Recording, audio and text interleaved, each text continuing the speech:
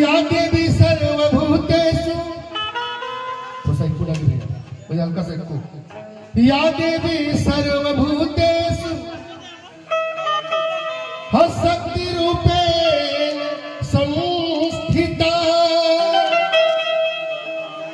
नमस्तस्यै नमस्तस्यै नमस्तस्यै नमो नमः। और माई शारदा उसके पहाड़ पे माई बड़ी कृपा बा। अभी हमें ले 24 घंटा भाई 24 घंटा में 2-3 कार्यक्रम माई हमें दे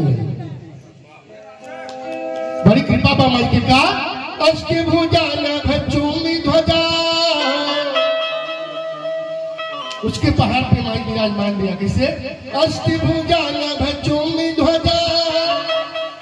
नहीं मई हर में सीढ़िया चढ़ी जाले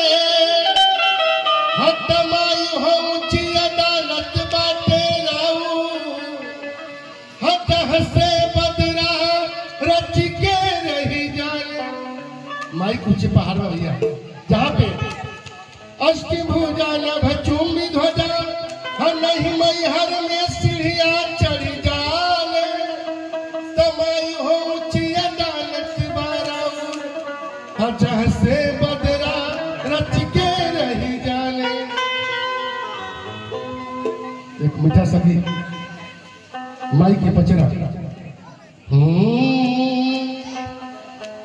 अस्सेरवा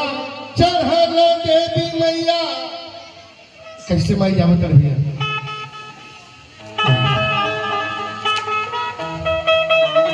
अस्सेरवा चढ़ल देवी माई हगर चटयारे हो गवार गवाना बोले सच्ची दरबार की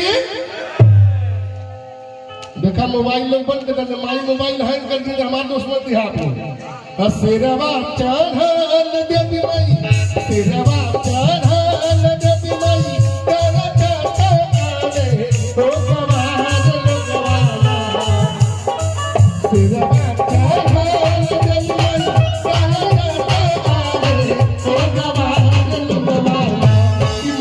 चौरवा